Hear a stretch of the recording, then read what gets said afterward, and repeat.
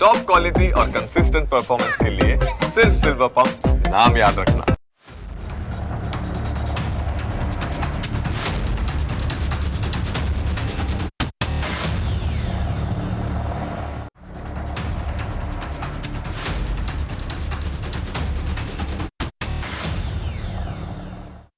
Iran યુદ્ધને લઈને જાત જાતની વાતો અત્યારે આવી રહી છે, જુદી જુદી થિયરીઝ કામ કરી રહી છે. ઐતિહાસિક દસ્તાવેજોની સાથે ચકાસણી કરીએ તો એમાં કંઈક અંશે સત્ય પણ તમને લાગે. ઈરાનનું આ જે યુદ્ધ ચાલે છે ને, એમાં તો દુનિયાના એવા દાવપેચ છે કે કોઈ સામાન્ય માણસથી તો મતિ જ મૂંઝાઈ જાય. આ બધી માયાજાળ એવી રીતે ગૂંથાયેલી છે કે સત્ય શું છે અને ષડયંત્ર શું છે એ પારખવું બહુ મુશ્કેલ છે. અમુક લોકો તો વળી એવું કહી રહ્યા છે કે આ બધી લડાઈ જમીન હાંસલ કરવા માટે નથી, પરંતુ જૂના પાપો દાટવા માટે છે. તમને ખ્યાલ હોય તો હમણાં એપ્સ્ટાઇન ફાઇલનો કાંડ સામે આવ્યો. એના ગંધાતા રહસ્યો પર પડદો પાડવા માટે જ કદાચ આ રણમેદાન ગજવામાં આવી રહ્યું હોય, ઘણાને લાગે છે એવું. એટલે કે આખી દુનિયાનું ધ્યાન યુદ્ધ પર થાય અને એપ્સ્ટાઇન ફાઇલો પરથી ધ્યાન હટી જાય. વળી પાછું એમ પણ ચર્ચાઈ રહ્યું છે કે આ બધો તો 125 વર્ષ જૂનો કોઈ ખેલ છે જે પહેલાંથી નકશા પર દોરાઈ ગયો હતો. એટલે આ બધું જે દેખાય છે એટલું સીધું અને સરળ નથી, પરંતુ અંદરખાને મોટા માથાઓના ખેલ રમાઈ રહ્યા છે. એટલું સમજવું જરૂરી છે કે જ્યારે પાણી ડોળાય ને ત્યારે સમજવું કે તળિયે કશુંક છુપાવવાની કોશિશ તો ચોક્કસ થઈ રહી હોય છે. આ બધી માથાકૂટ સમજવી હોય તો આપણે આજકાલની નહીં પરંતુ છેક 125 વર્ષ જૂની ઘટનાઓ જાણવી પડે. વાત એમ છે કે વર્ષ 1897ના ઓગસ્ટ મહિનામાં સ્વિટ્ઝરલેન્ડના બાર્સેલ શહેરમાં એક મોટું સંમેલન ભરાયું હતું. અહીં હકીકતમાં યહૂદીઓની પહેલી સભા હતી.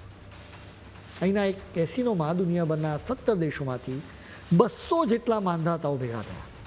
આ બધાનું સપનું તો એવું હતું કે પેલેસ્ટાઇનમાં યહૂદીઓ માટે પોતાનું એક અલગ ઘર બનાવો, એટલે કે પોતાનો દેશ બનાવો. અમુક જાણકારો તો એવું એ કહે છે કે એ દિવસે ત્યાં ખાલી અલગ દેશ બનાવવાની વાતો નહોતી થઈ, પરંતુ કોઈ મોટો પ્લાન નક્કી થયો હતો. આ બધો ખેલ કાંઈ રાતોરાત નથી રચાયો. આ તો પેલી મોટી બેંકવાળા અને રોથસ્ચાઇલ્ડ જેવા અબજોપતિ શેઠિયાઓની કરામત છે. આ રોથસ્ચાઇલ્ડ ખાનદાનનું સામ્રાજ્ય આખા યુરોપમાં ફેલાયું છે. યહૂદીઓની પહેલી સભામાં તેમનો પ્રભાવ હતો. કહેવાય છે કે આ લોકોએ પેલેસ્ટાઇનમાં યહૂદીઓને વસાવવા માટે અંગ્રેજો સાથે અંદરખાની વ્યવસ્થા કરી હતી, જેના માટે પાણીની જેમ પૈસા વહાવવામાં આવ્યા હતા. ખરો અસલી ધડાકો તો હવે તમે સાંભળો. અનેક જાણકારો તો એવી પણ વાતો કરે છે કે આ કોઈ નાનો સૂનો પ્લાન નહોતો, પરંતુ આખી દુનિયાનો નકશો બદલવા નાખવા માટે 3 મોટા વિશ્વયુદ્ધો કરાવવાની આખી બ્લુ પ્રિન્ટ તૈયાર હતી. આ બધું એટલે કરવાનું કે જેથી છેલ્લે તો એક મહાન ઇઝરાયલ ઊભું કરી શકાય અને આખી દુનિયા પર એમનો સિક્કો ચાલે. આ જ એકમાત્ર હેતુ છે. હવે વિચાર કરો, આ લોકોની ગણતરી કેટલી લાંબી અને ખતરનાક હશે. ભલે આ વાતો ઇન્ટરનેટ પર ચાલતી હોય કે જૂની ફાઇલોમાં દબાયેલી હોય, પરંતુ જો આમાં જરાય તથ્ય હોય ને તો સમજી લેજો કે આખી દુનિયાને પંજામાં લેવાનો કેવો પાક્કો પાયો નખાયો હતો. વળી પહેલાં જ 2 વિશ્વયુદ્ધો થઈ ચૂક્યા છે. આ બધી વાતો પાછળ એક એવો ભેદી કાગળ હોવાની ચર્ચા છે. આ કાગળને વાંચીને બલબલાને આંચકો પણ લાગી શકે. કહેવાય છે કે એમાં તો છેક વર્ષો પહેલાં જ ભવિષ્યવાણી કરવામાં આવી હતી કે 3 મોટા વિશ્વયુદ્ધ થશે. પહેલું વિશ્વયુદ્ધ રશિયાના ઝાર અને બીજા સામ્રાજ્યોને ઉખેડી ફેંકવા માટે કરાયું હતું, જ્યારે બીજું વિશ્વયુદ્ધ ઇઝરાયલને જન્મ આપવા માટે કરવામાં આવ્યું હતું. હવે ત્રીજું વિશ્વયુદ્ધ તો સાવ છેલ્લે પશ્ચિમના દેશો અને ઇસ્લામિક દુનિયાને સામસામે લડાવવા માટે કરવામાં આવશે. જોકે કેટલાક ઇતિહાસકારો તો આ વાતને ફગાવી દે છે. તેઓ કહે છે કે 1897માં યહૂદીઓની સભાને આની સાથે કોઈ લેવા દેવા જ નહોતી, જેની સામે અનેક જાણકારો એમ પણ કહે છે કે પેલા રોથસ્ચાઇલ્ડ સહિત અબજોપતિઓએ જે રીતે પૈસાની કોથળીઓ ખુલ્લી મૂકી હતી, અંગ્રેજો પાસે બાલફેર જેવું જાહેરનામું બહાર પડાવ્યું હતું, એ બધું કંઈ એમને એમ તો નહોતું જ. વળી 1860થી ચાલતી પેલી સંસ્થાઓ અને વિશ્વ યહૂદી સંગઠનો જે રીતે કામ કરતા હતા એ જોતાને ઘણાને એમ લાગે કે પડદા પાછળ તો કંઈક બહુ મોટો ખેલ અને કોઈ પાક્કો ખેલાડી બેઠો જ છે જે આખી દુનિયામાં મોટી ઉથલપાથલ મચાવે છે. અહીં ધનવાન યહૂદીઓની વાત થઈ રહી છે.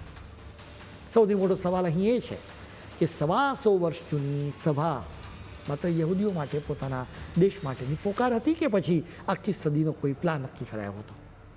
સરકારી ચોપડે તો એમ જ લખવામાં આવ્યું હતું કે યહૂદીઓ પર ખૂબ અત્યાચારો થયા, જેના લીધે આખી દુનિયાના યહૂદીઓ એક થઈ ગયા. જોકે અંદરખાને ચાલતી વાતો તો કંઈક અલગ જ ઇશારો કરે છે. પેલા રોથસ્ચાઇલ્ડ શેઠિયાઓએ નેપોલિયનના વખતથી જે અઢળક સંપત્તિ ભેગી કરી હતી એનો ઉપયોગ કરીને એમણે દુનિયાભરમાં એવી ઝાડ બિછાવી કે ગમે તેવી ઉથલ પાથલ થાય પણ તેમનું સપનું પૂરું થઈને જ રહે. બની શકે કે એ જ પ્લાનના ભાગરૂપે ઇઝરાયલ ઈરાનને પરમાણુ બોમ્બ બનાવતા રોકવા માંગે છે. કહેવાની વાત એ છે કે ઈરાન યુદ્ધ તો માત્ર એક મોટા પ્લાનનો ભાગ હોય એમ લાગે. મોટો પ્લાન તો પશ્ચિમના દેશો અને ઇસ્લામિક જગત વચ્ચે યુદ્ધ કરાવવાનો છે. આ યુદ્ધની આગમાં આખી દુનિયાને હોમવાની પણ વાત છે. આ પ્લાન વચ્ચે અમેરિકામાં એવું કંઈક બન્યું કે જેનાથી આખી દુનિયાનું ધ્યાન બીજે ડાયવર્ટ કરવું જરૂરી હતું. આ ઘટનાની સાથે પણ ઈરાન યુદ્ધની લિંક હોવાનું કહેવામાં આવી રહ્યું છે. હવે આ બધી જૂની જૂની વાતો આજકાલના પેલા જેફરી એપ્સ્ટીનના કાંડ સાથે જોડવામાં આવી રહી છે. એપ્સ્ટીન સેક્સ ટ્રાફિક નેટવર્ક ચલાવતો હતો, એટલે કે તે સગીર છોકરીઓને ફસાવતો હતો. એના પછી તે સગીર છોકરીઓને અમીર અને પાવરફુલ લોકોની પાસે મોકલતો. આ અમીર અને પાવરફુલ લોકો સગીર છોકરીઓનું શારીરિક શોષણ કરતા. હમણાં 2024ની શરૂઆતમાં એની ફાઇલો ખુલી તો પ્રિન્સ એન્ડ્રુ અને બિલ ગેટ્સ જેવા મોટા માથાઓના નામ બહાર આવ્યા. જાણકારો તો એમ બી કહે છે કે આ તો ખાલી ઉપર છેલ્લી વાતો છે, અસલી મોટા ધડાકા તો હજી બાકી છે. અને આ જ રહસ્યો પર પડદો પાડવા માટે જ કદાચ અત્યારે આ યુદ્ધ કરાવવામાં આવી રહ્યું છે, જેથી દુનિયાનું ધ્યાન ભટકી જાય. અલબત્ત આ એકમાત્ર થિયરી છે. આ એપ્સ્ટીન મોસાદનો જાસૂસ હોવાની પણ વાત થઈ રહી છે. એપ્સ્ટીન ફાઇલ્સના કારણે ટ્રમ્પ સરકાર પર ખૂબ જ મોટું પ્રેશર હતું. તમે જુઓ કે અત્યારે ટ્રમ્પ સરકાર ઇઝરાયલની સાથે મળીને ઈરાન પર હુમલા કરી રહી છે. આ યુદ્ધની સીધી અસર તમારા ખિસ્સા પર પણ પડી શકે છે અને પડવાની છે.